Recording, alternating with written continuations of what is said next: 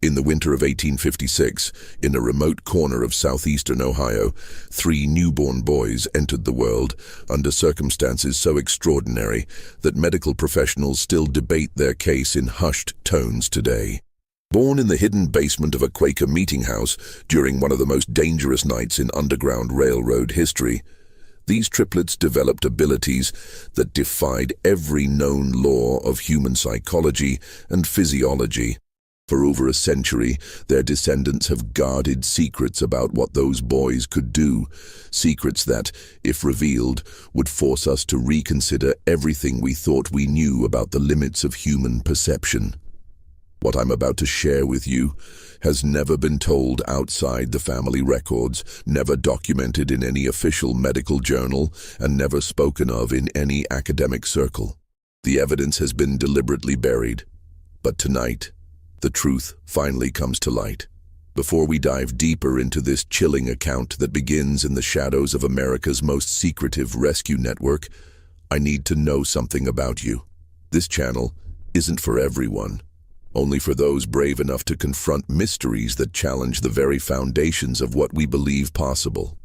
If you're one of the few who can handle stories that blur the line between documented history and inexplicable phenomena, hit that subscribe button right now.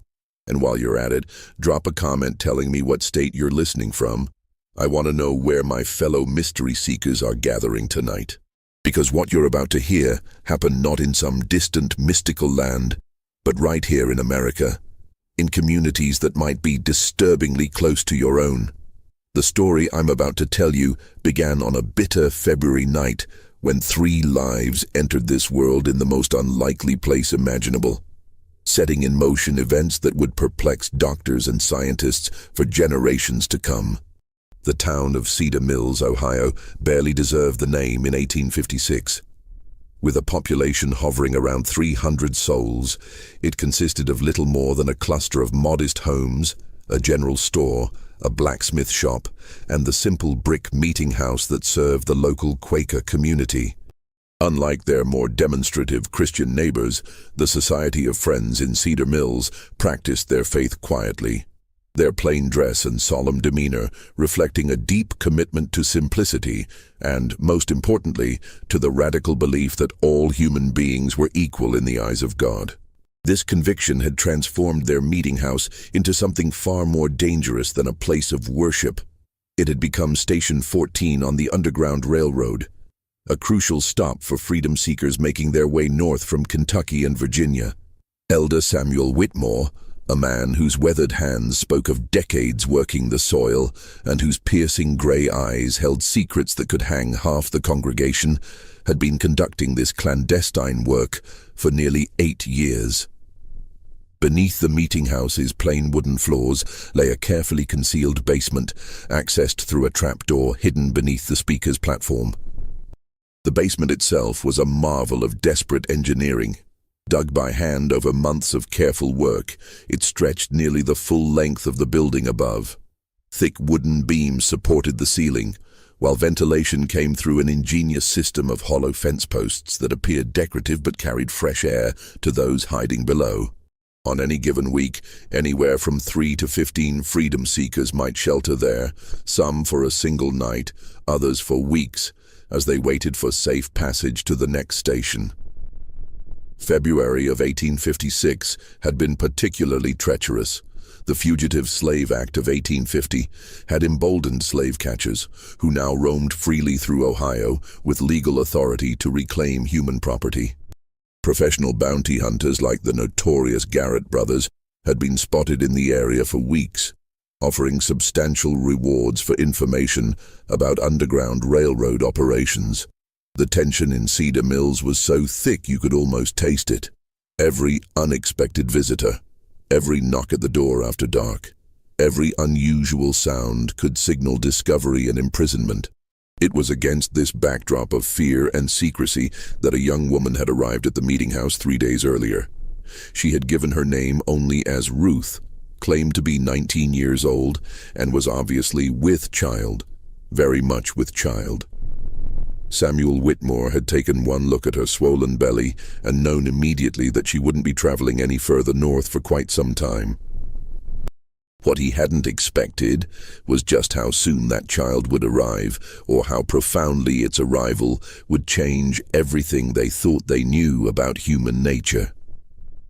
Ruth had come from a plantation in northern Kentucky, she told them in whispered conversations during her first nights in the basement. She spoke with the careful diction of someone who had been taught to read, unusual for someone in her circumstances, and carried herself with a dignity that impressed even the stoic Quakers. But there was something else about her, something that made people uneasy without quite understanding why. She seemed to know things, small things but disturbing in their accuracy. She would know when someone was approaching the meeting house long before any sound could be heard. She would refuse food that later proved to be spoiled, though it had appeared perfectly fresh. Most unsettling of all, she would sometimes look directly at whoever was speaking and quietly contradict their words, not argumentatively, but with the calm certainty of someone who simply knew better. "That man who brought the supplies yesterday," she had said to Samuel's wife, Martha, on her second evening there. "He told you his name was Williams, didn't he? And that he was from Lancaster?" Martha had nodded, confused. "His name isn't Williams," Ruth had continued, her voice barely above a whisper. "And he's never been to Lancaster in his life. I don't know why he lied to you, but he did." Martha had dismissed this as the paranoid rambling of a frightened pregnant woman until 2 days later when the man's real identity was discovered. He was indeed using a false name and had been asking suspicious questions about the meeting house's activities. The night of February 23, 1856, began like many others in Cedar Mills, cold, dark, and deceptively quiet. Samuel Whitmore had been conducting his evening prayers when a soft knock came at the meeting house door, followed by the agreed-upon signal. 3 quick raps, a pause, then 2 more. But something felt wrong from the moment Samuel lifted the heavy wooden beam that barred the door. The freedom seeker who stumbled inside was a man named Joshua, someone Samuel had helped before. But Joshua's usual calm demeanor had been replaced by barely controlled panic. "They're coming," Joshua gasped, his breath forming white clouds in the frigid air. "The Garrett brothers and at least 6 others. They've got dogs and they know about this place." Someone talked. He paused, his eyes darting toward the basement entrance. "They're maybe 2 hours behind me. Probably less." Samuel felt his blood turn to ice. In 8 years of underground railroad work, they had never faced a direct threat like this. The meeting house had always been considered safe, protected by the community's reputation for honesty and their careful operational security. But if the Garretts were coming with dogs and advanced knowledge of the basement, someone had indeed betrayed them. The immediate problem was evacuation. There were currently 7 people sheltering in the basement, including Ruth, who had been experiencing intermittent labor pains for most of the day. Martha Whitmore had been monitoring her condition, but had hoped the birth wouldn't come for at least another week. Mother Nature, however, seemed to have other plans. As if summoned by Joshua's words, a low moan echoed from beneath the floorboards. Martha's face went pale. "Samuel," she whispered, "Ruth's time has come. Right now." The next few hours unfolded like a nightmare carved from ice and fear. While Samuel and 2 other men worked frantically to evacuate the other 6 freedom seekers through the meeting house's hidden northern tunnel, a hand-dug passage that emerged nearly a quarter-mile away in a dense grove of oak trees. Martha and her daughter Rebecca descended into the basement to attend to Ruth's labor. What they found in that cramped, dimly lit space challenged every assumption they held about childbirth. Ruth was indeed in active labor, but something was profoundly wrong. She was experiencing none of the usual signs of distress or pain that accompanied difficult births. Instead, she lay perfectly still on the rough straw mattress, her eyes closed, her breathing steady and controlled. When contractions came, she didn't cry out or even tense her muscles. She simply waited, as if listening to something only she could hear. "How many babies?" Martha asked, pressing her ear to Ruth's swollen belly in the traditional way of midwives. Ruth's eyes opened for the first time in an hour. In the flickering candlelight, they seemed almost luminous. 3, she said simply. 3 boys. They'd been waiting for tonight. Martha exchanged a worried glance with her daughter. Triplets were rare enough under the best circumstances, but triplets born in a hidden basement while slave catchers approached with bloodhounds was a situation beyond anything in her experience. More troubling was Ruth's certainty about the baby's gender and her strange comment about them waiting. How could unborn children wait for anything? The sound of horses in the distance cut through Martha's confusion.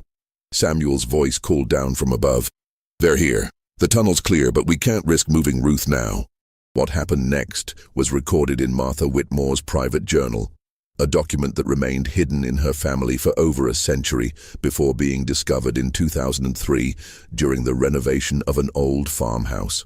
According to her account, written just days after the events, Ruth's labor accelerated dramatically the moment the slave catchers arrived at the meeting house. But it accelerated in a way that defied medical understanding. The first baby was born in complete silence. No crying, no sound at all except for Ruth's barely audible breathing. Martha caught the infant, a perfectly formed boy, and was startled to find him already breathing normally, his eyes open and alert. Before she could even cut the umbilical cord, the second baby arrived, again in total silence, again breathing and aware from the moment of birth. The third followed less than a minute later, completing what Martha described as the most unnatural natural birth I have ever witnessed. But the strangest part was yet to come. As Martha worked to clean and wrap the 3 infants, footsteps and voices could be heard directly above them. The Garrett brothers had entered the meeting house and were conducting a thorough search. Heavy boots walked across the wooden floors just feet above the newborns' heads. At one point, someone stood directly on the trapdoor that concealed the basement entrance. Throughout this entire time, with strange men and tracking dogs just above them, the 3 babies never made a sound. Not a cry, not a whimper, not even the small noises that all newborns make. They lay perfectly still in their mother's arms, their identical dark eyes moving back and forth as if following the movement of the searchers above. It was as if they somehow understood that their survival depended on absolute silence. Ruth never spoke during the search. According to Martha's journal, she simply held her 3 sons and whispered to them in a language that sounded like no dialect Martha had ever heard. Later, Martha would describe it as words that seemed to flow like water, soft and continuous, like a river running over stones. The search lasted nearly 3 hours. The Garretts were thorough, methodical, and increasingly frustrated. They checked every room, every closet, every possible hiding place. Their dogs sniffed around the meeting house's foundation and even scratched at the floorboards in several places.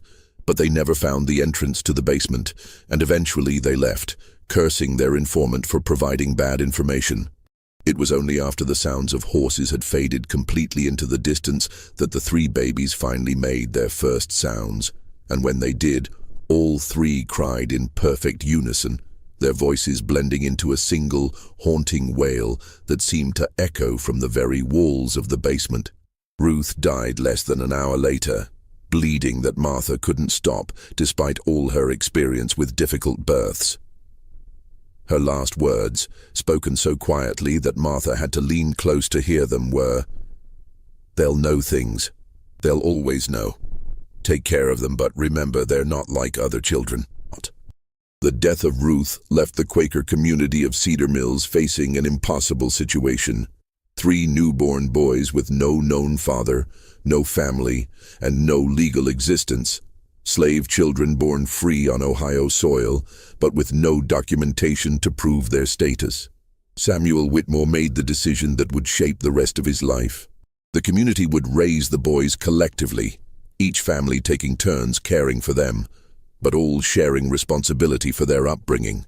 The boys were named by the community in the Quaker tradition: Caleb, Ezra, and Isaac. From their earliest days, it was clear that Ruth's final words had been more than the ravings of a dying woman. The 3 boys were indeed not like other children, but in ways that were subtle enough to be dismissed as coincidence by anyone not watching closely. Martha Whitmore, who had taken primary responsibility for the boys' care during their first year, began keeping detailed notes about their behavior. These notes, discovered along with her birth journal, provide a disturbing glimpse into the early manifestations of the boys' unusual abilities. At 6 months old, the triplets had developed a habit that unnerved their caregivers. They would all turn their heads in the same direction at exactly the same moment, often focusing on empty doorways or windows where no one was visible.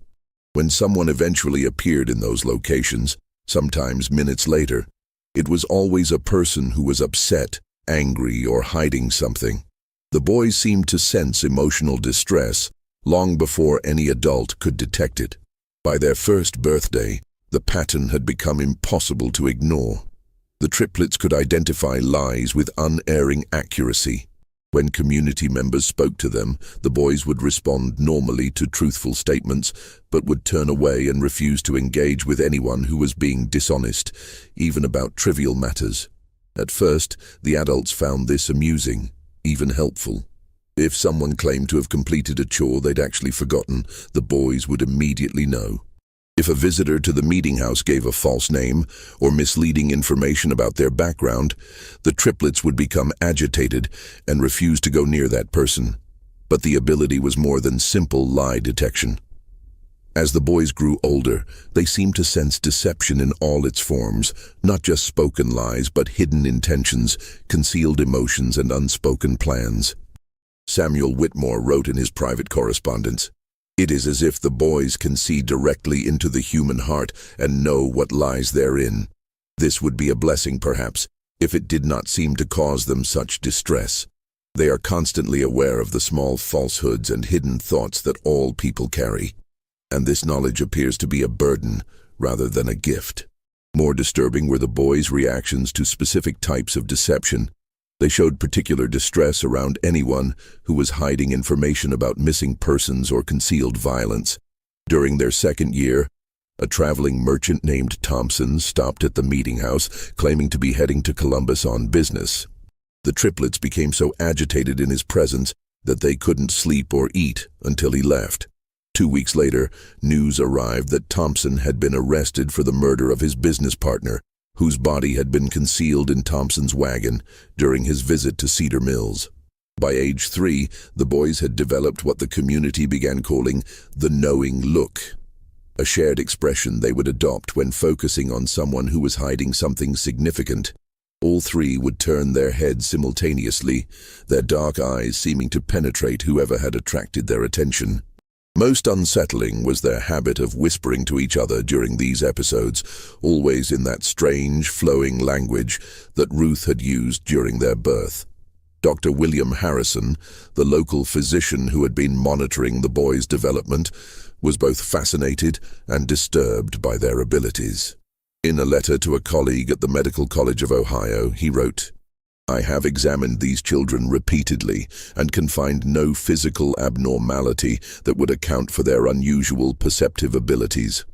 Their hearing, vision, and other senses appear normal, though perhaps slightly more acute than average. Yet they consistently demonstrate knowledge of matters that should be beyond their perception. I am forced to conclude that either these children possess some form of sensory capacity unknown to medical science, or I am the victim of an elaborate deception.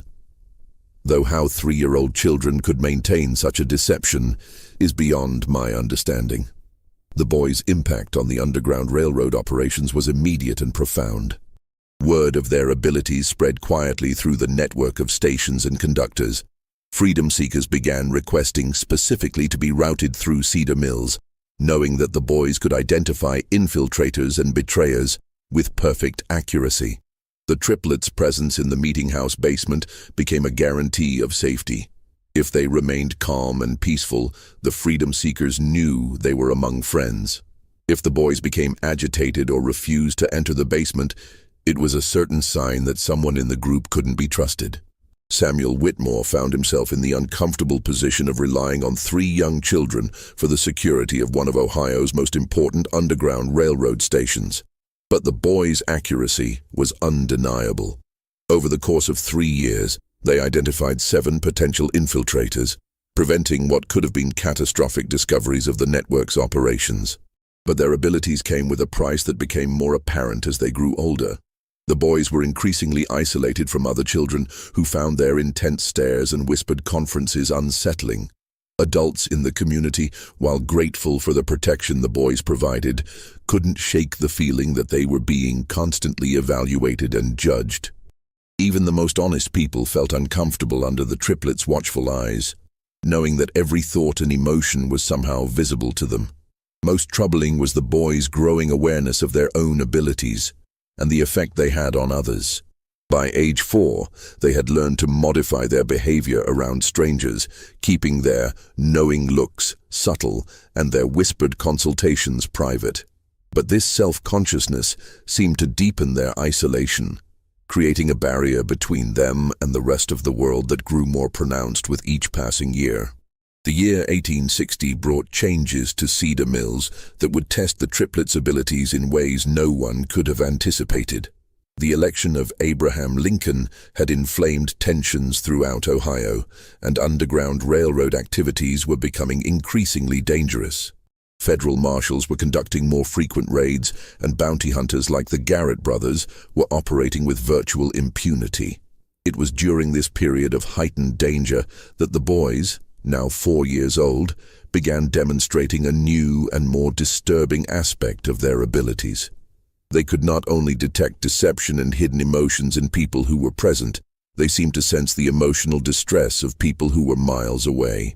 The first documented instance occurred on a bitter January morning, when the triplets suddenly became extremely agitated despite being safely inside the warm meeting house with their usual caregivers. All 3 boys began crying simultaneously, not the normal crying of upset children, but a keening wail that seemed to express profound terror and desperation. Martha Whitmore tried everything she could think of to calm them, but nothing worked. The boys continued their distressed crying for nearly 6 hours, finally falling silent just as the sun began to set. 2 days later, a freedom seeker arrived at the meeting house with devastating news. A group of 11 people, including 3 children, had been captured by slave catchers approximately 40 miles south of Cedar Mills. The capture had occurred at almost exactly the same time the triplets had begun their crying. Worse, the captured group included a pregnant woman who had given birth during the attack. Both mother and child had died from exposure during the brutal journey back to Kentucky. Samuel Whitmore was shaken by this incident, but dismissed it as coincidence until it happened again 3 weeks later. This time, the boys' distress lasted only 2 hours, but was even more intense. When word arrived the following day, they learned that a conductor on the Underground Railroad had been shot and killed while helping a family escape near Portsmouth, Ohio. Again, at the exact time the triplets had begun showing signs of extreme distress. Dr. Harrison, who had been documenting the boys' development, was called to examine them after the 3rd such incident. His findings, recorded in his private notes, were deeply unsettling. During episodes of apparent long-distance distress sensing, the boys' pulse rates become synchronized, their breathing patterns identical, and their body temperatures drop by several degrees. Most remarkably, their brain activity appears to increase dramatically. They are clearly experiencing intense mental stimulation despite appearing outwardly distressed. I can only conclude that their nervous systems are somehow detecting emotional trauma occurring at great distances, though the mechanism by which this occurs is completely unknown to medical science. The boys' long-distance sensing abilities seem to be specifically attuned to situations involving deception, betrayal, and mortal danger. They never reacted to ordinary accidents or natural deaths, but they invariably detected when someone was being hunted, betrayed, or murdered. Their range appeared to extend throughout most of southern and central Ohio and possibly into northern Kentucky. Word of the triplets' abilities spread beyond the Underground Railroad network. Families with missing loved ones began making pilgrimages to Cedar Mills, hoping that the boys could somehow sense whether their missing family members were still alive and where they might be found. Samuel Whitmore was reluctant to exploit the children's abilities in this way, but the boys themselves seemed drawn to these desperate families. The most remarkable case involved the Brennan family, whose 16-year-old daughter Mary had disappeared while traveling to visit relatives in Columbus. The girl had been missing for 3 months when her parents arrived in Cedar Mills, having heard rumors about 3 children who could find lost people. Samuel initially refused to involve the boys, but Caleb, Ezra, and Isaac approached the distraught parents on their own. Without being asked, the triplets lined up in front of Mrs. Brennan and began their characteristic synchronized whispering. After several minutes, Isaac stepped forward and pointed southeast toward the Ohio River. "She's there," he said simply. "She's scared, but she's alive. The man who took her isn't who he said he was." Acting on this information, local authorities searched a remote farm near Chillicothe and found Mary Brennan locked in a cellar, along with 2 other young women who had been kidnapped by a man posing as a traveling preacher. The kidnapper was arrested and later confessed to planning to sell the women into prostitution in New Orleans. The rescue of Mary Brennan marked a turning point in how the community viewed the triplets. No longer were they simply children with an unusual ability to detect lies. They were becoming something else entirely, something that made even their Quaker guardians profoundly uncomfortable. The boys' abilities were growing stronger and more specific with each passing month, and there seemed to be no limit to their range or accuracy. But perhaps most disturbing was the boys' increasing emotional detachment from the world around them. The constant awareness of deception, violence, and human suffering was taking its toll. They rarely smiled, seldom played, and spent most of their time huddled together, whispering in their private language. When they did interact with adults, their conversations were marked by a wisdom and sadness that seemed impossible in children so young. Dr. Harrison, in his final notes about the boys before his death in 1862, wrote, "I fear that we are witnessing the emergence of human beings who are fundamentally different from the rest of our species. Their abilities appear to be expanding rather than stabilizing, and I cannot predict what they might become capable of as they mature.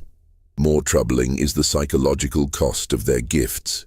These children are bearing witness to more human suffering and evil than most adults encounter in a lifetime, and they are doing so without the emotional defenses that adults develop over time. I do not know what kind of men they will become, but I fear they will be men apart from all others, forever isolated by their terrible knowledge of what lies hidden in the human heart." The outbreak of the Civil War in 1861 brought unprecedented chaos to Ohio's Underground Railroad operations, but it also created new opportunities for the triplets to demonstrate the true extent of their extraordinary abilities. As Union and Confederate forces began moving through the border regions, the boys started exhibiting reactions to military activities that defied all logical explanation. Samuel Whitmore first noticed this new development during the summer of 1861, when 6-year-old Caleb, Ezra, and Isaac began showing signs of extreme agitation for several days running. The boys would stand at the meeting house windows, looking south toward the Ohio River, their faces marked by expressions of horror that seemed far too mature for their years. When Samuel asked what was troubling them, Isaac, always the most vocal of the 3, simply said, "Too many people are going to die. So many people." 3 days later, news arrived of the First Battle of Bull Run, where Union forces had suffered a devastating defeat. The timing was impossible to dismiss as coincidence, especially when similar incidents began occurring with increasing frequency. The boys seemed to sense major military engagements days or even weeks before news of them reached Cedar Mills, and their emotional reactions corresponded precisely to the scale of casualties involved.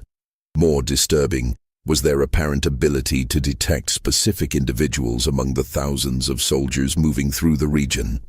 In September of 1861, a young Union soldier named Thomas Caldwell stopped at the meeting house while traveling home on leave to visit his family in Marietta.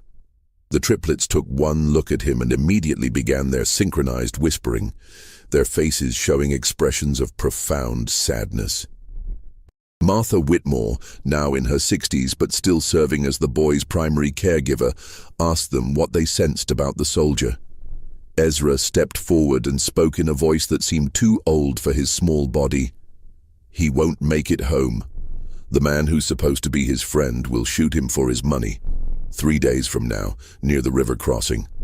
Thomas Caldwell laughed when told of the prediction, claiming that he was traveling alone and had no money worth stealing. But 3 days later, his body was found near a river crossing 20 miles east of Cedar Mills. He had been shot and robbed by a deserter from his own unit, a man named Patterson, who had claimed to be Caldwell's friend and had arranged to travel part of the way with him. The accuracy of this prediction sent shockwaves through the local community, but it was only the beginning. Over the following months, the boys began making increasingly specific and disturbing predictions about people they encountered. They could tell when someone would die, often down to the day and hour. They could predict betrayals, desertions, and acts of violence with unerring accuracy.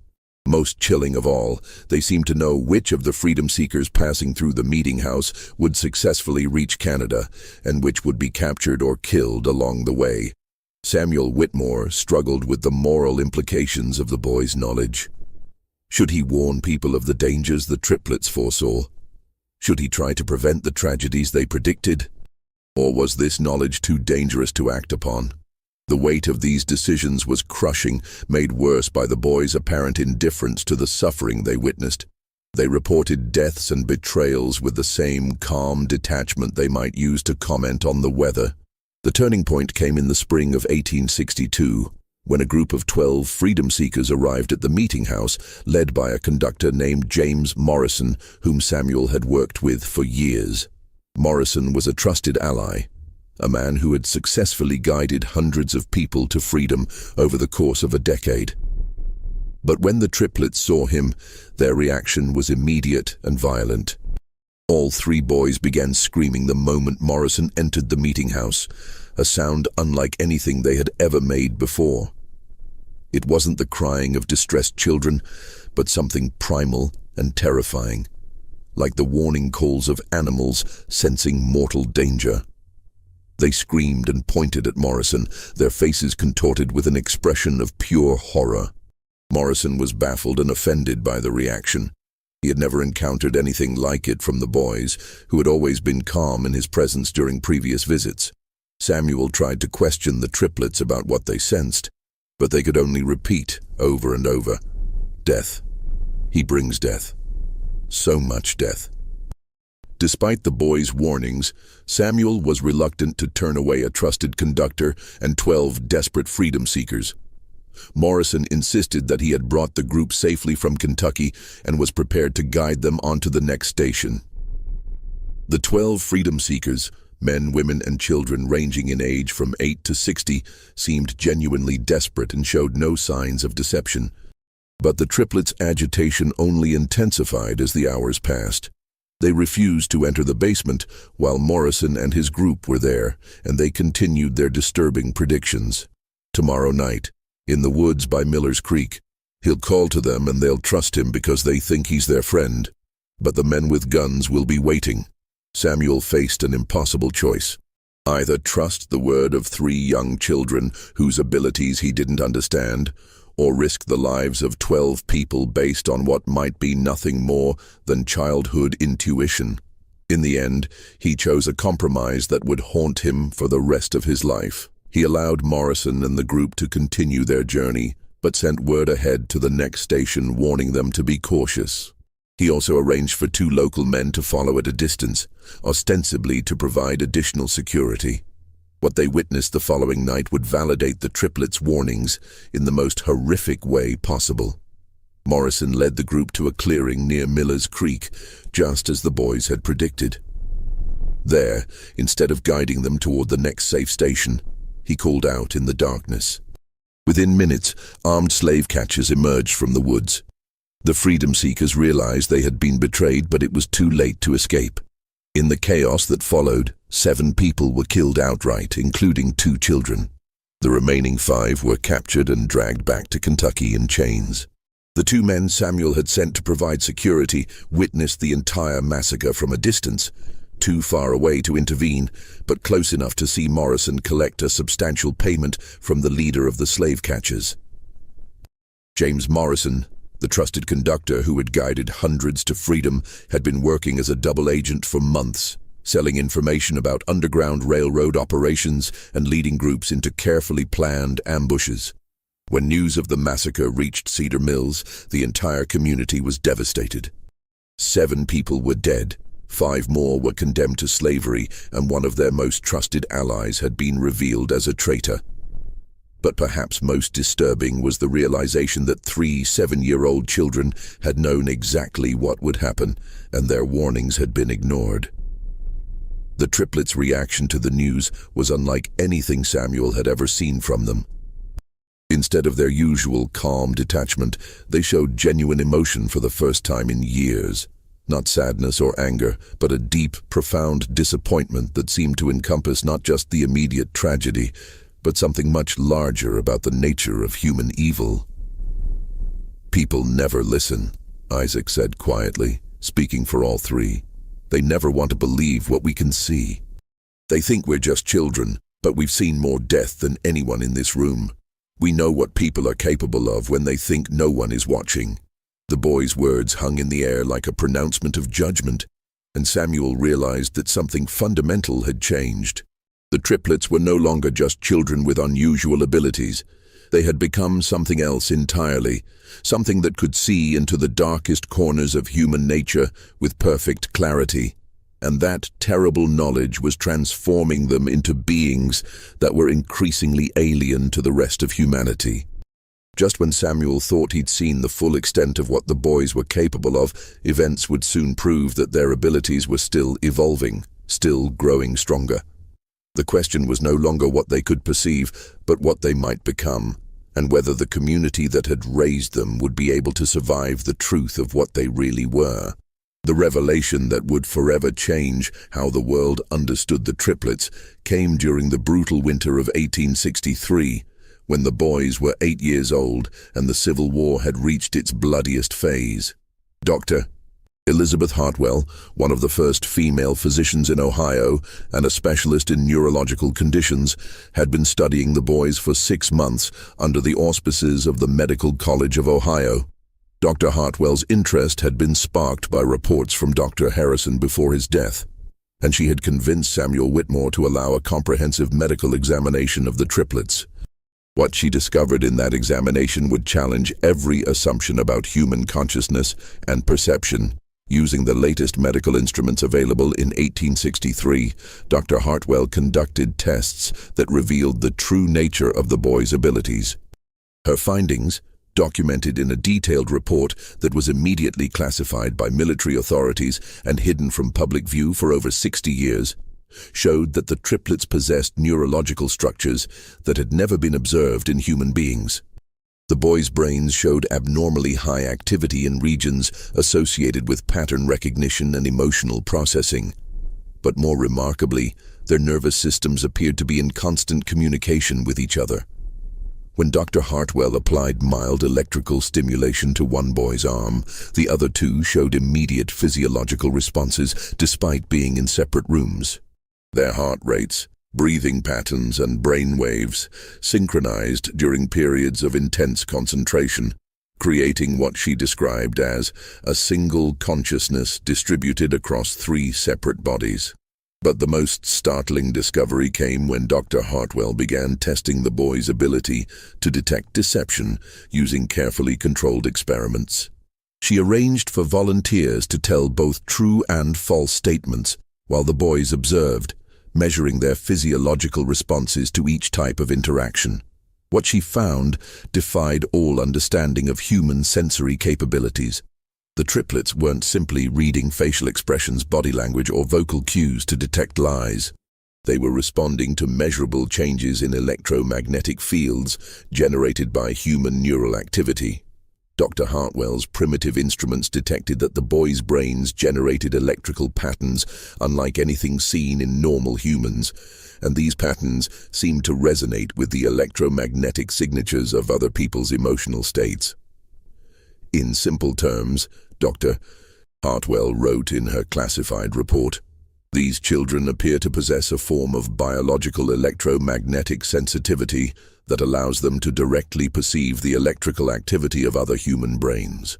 When someone lies, experiences fear, or harbors violent intentions, their neural activity creates specific electromagnetic signatures that the boys can detect with the same accuracy that we might observe colors or hear sounds.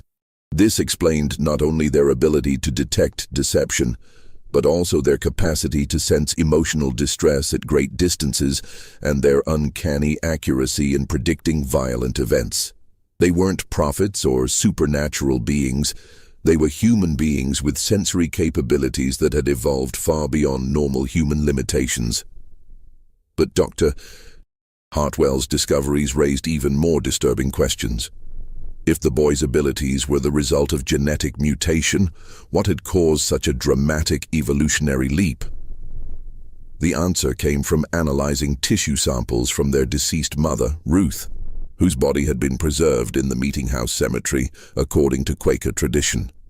Medical examination of Ruth's remains revealed that she had been exposed to massive doses of several industrial chemicals during her pregnancy, chemicals that were commonly used in the processing of indigo dye on southern plantations.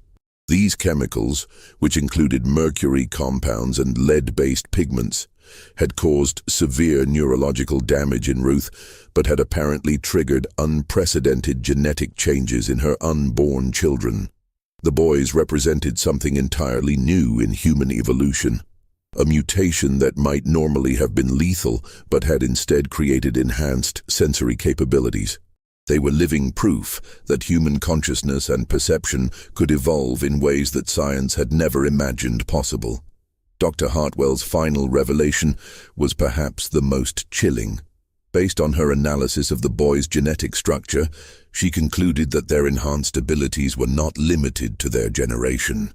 The genetic changes that had created their electromagnetic sensitivity were dominant traits that would be passed on to their children and their children's children. "We are witnessing the birth of a new branch of human evolution," she wrote in her most confidential notes. "These boys will father children with similar abilities, and those children will be even more sensitive to human electromagnetic fields. Within 3 or 4 generations, their descendants may possess sensory capabilities that will make current human perception seem primitive by comparison." The implications were staggering. If Dr. Hartwell was correct, the triplets weren't just medical curiosities, they were the beginning of a new human subspecies. And if their abilities continued to strengthen with each generation, their descendants might eventually be able to read human thoughts as easily as observing facial expressions. But the most immediate concern was what to do with this knowledge. The Civil War was raging, and both Union and Confederate forces would be desperate to exploit the boys' abilities for military intelligence. If word of their capabilities spread beyond the small Quaker community, the triplets would become valuable assets to be captured, studied, and used as weapons. Samuel Whitmore faced an impossible decision. Dr. Hartwell was prepared to publish her findings, which would bring international attention to the boys, but would also ensure their safety through public scrutiny. Alternatively, the research could be suppressed, protecting the boys' privacy, but leaving them vulnerable to those who already knew of their abilities. The decision was made for them on a cold February morning when federal marshals arrived in Cedar Mills with orders to bring the triplets to Washington for consultation on matters of national security. Someone in the military hierarchy had learned of Dr. Hartwell's research and decided that the boys' abilities could be valuable for interrogating Confederate prisoners and detecting Confederate spies.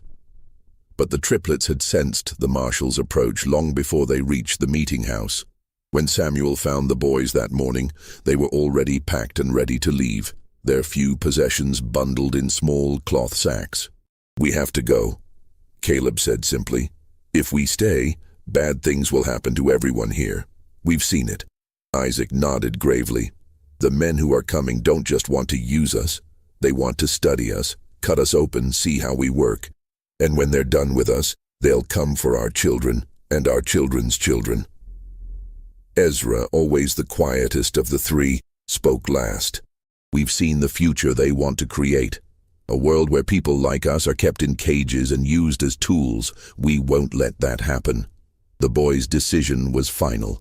They would disappear before the federal marshals arrived, vanishing into the network of caves and hidden passages that riddled the hills around Cedar Mills.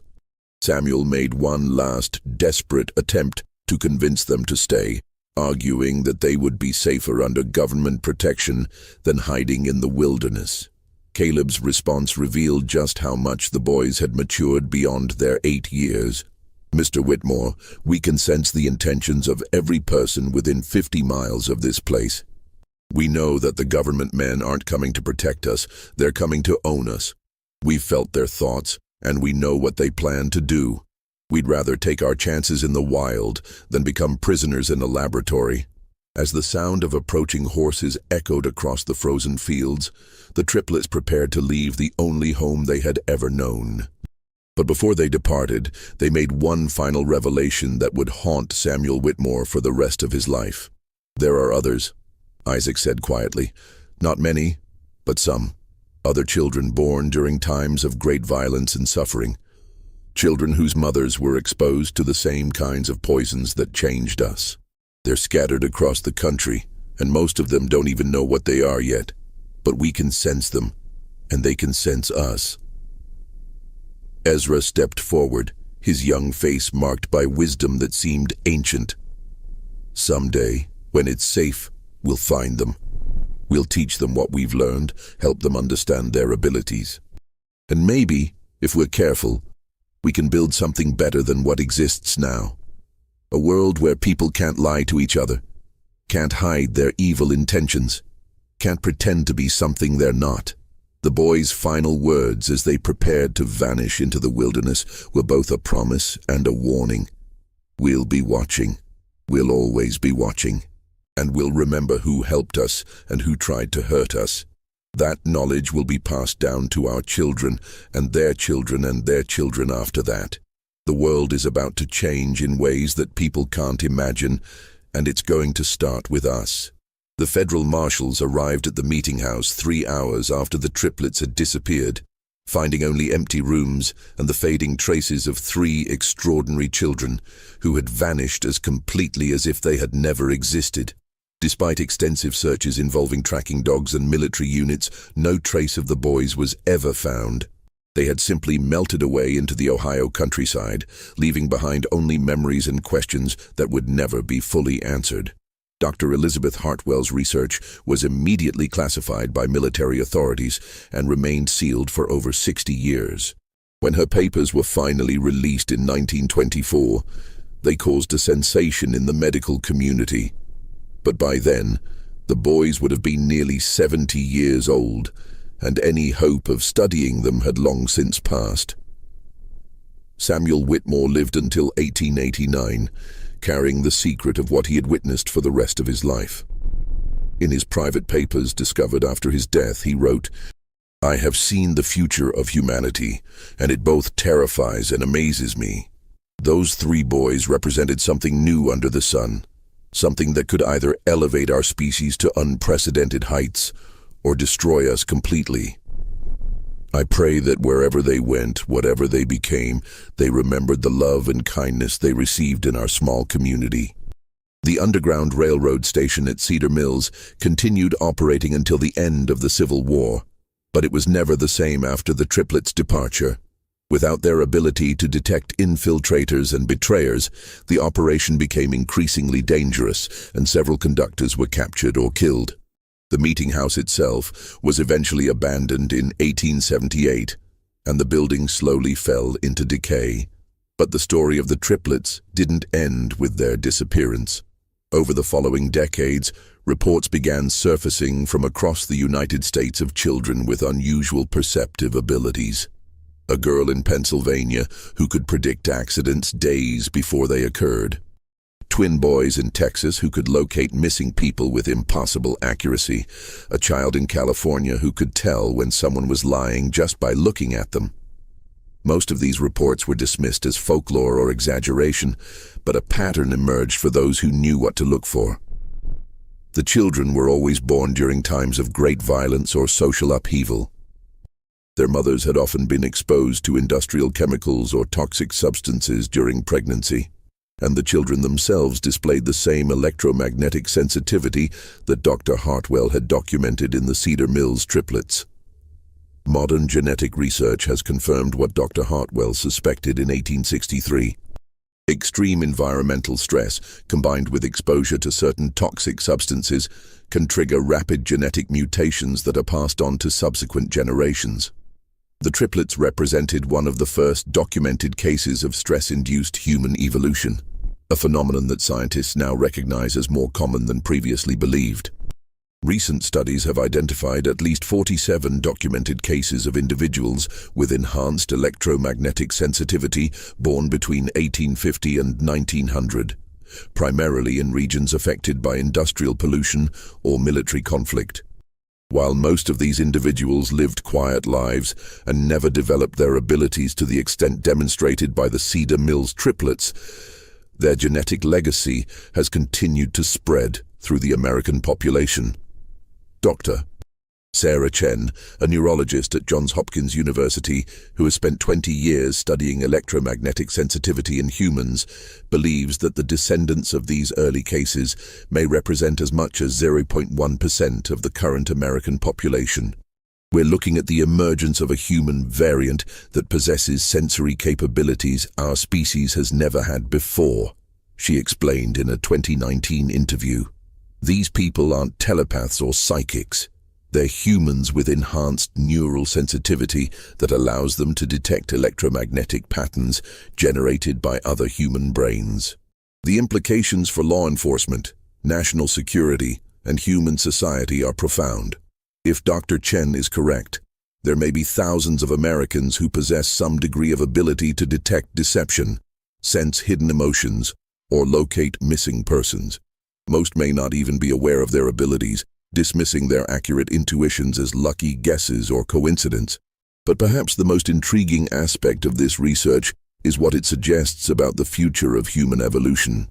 If environmental stress can trigger rapid genetic changes that enhance human perception, what other capabilities might emerge as our species faces new challenges? And if the Cedar Mills triplets were correct in their prediction that their abilities would strengthen with each generation, what might their descendants be capable of today? The answer to that question may be closer than anyone realizes.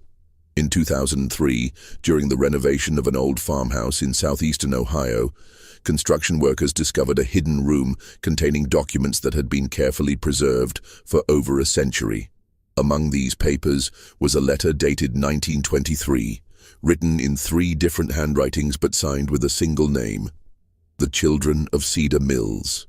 The letter, addressed to future generations who will understand, contained detailed genealogical records showing the descendants of the 3 boys who had vanished in 1863. According to these records, the triplets had indeed survived their disappearance, lived long lives, and fathered numerous children who inherited their enhanced abilities. More remarkable still, the letter contained precise predictions about future events that have since come to pass. The exact dates of both world wars, the location where the atomic bomb would be tested, the year of the moon landing, and dozens of other historical events that wouldn't occur for decades after the letter was written. The letter concluded with a message that both comforts and unnerves those who have studied it. We are still here. We are still watching. We have grown in number and in ability with each passing generation, just as we promised we would. The time is coming when humanity will need the gifts we carry, and when that time arrives, we will be ready. Until then, we remain hidden, learning, growing, and preparing for the day when the world will finally be ready to accept what we represent, the next step in human evolution. The letter was accompanied by a contemporary address in Ohio and a simple instruction: when you are ready to know more, come to this place on the anniversary of our birth. We will be waiting. February 23, 2024, marked the 168th anniversary of the triplets' birth. According to local reports, more than 50 people gathered at the specified address that day, researchers, descendants of Underground Railroad participants, and individuals who claim to possess similar abilities to those demonstrated by the original Cedar Mills triplets. What transpired at that gathering remains unknown. Those who attended have refused to discuss what they witnessed, and no official records of the event exist. But in the months following the meeting, several of the attendees have begun working together on projects related to missing persons cases, criminal investigations, and psychological research. Dr. Chen, who was among those present at the February meeting, will only say that the legacy of the Cedar Mills triplets is far from over. In fact, it may just be beginning. The story of three boys born in a basement during one of the darkest periods in American history continues to unfold more than a century and a half later. Whether they represent humanity's greatest hope for evolution or its most dangerous mutation remains to be seen. But one thing is certain. Somewhere out there, the descendants of Caleb, Ezra, and Isaac are still watching, still learning, and still preparing for whatever comes next. And if their ancestors' abilities to predict the future remain accurate, that next chapter in human evolution may be arriving sooner than anyone expects.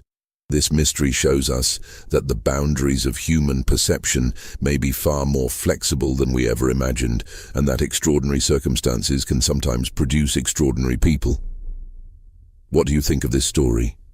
Do you believe that human evolution could take such dramatic leaps under extreme conditions? Have you ever experienced moments of intuition so accurate they seemed impossible? Leave your comment below sharing your thoughts about the triplets and whether you think their descendants might still be among us today. If you enjoyed this tale and want more mysteries that challenge everything we think we know about human capabilities, subscribe, hit the notification bell, and share with someone who loves stories that blur the line between science and the impossible. See you in the next video, where we'll explore another dark secret hidden in America's past.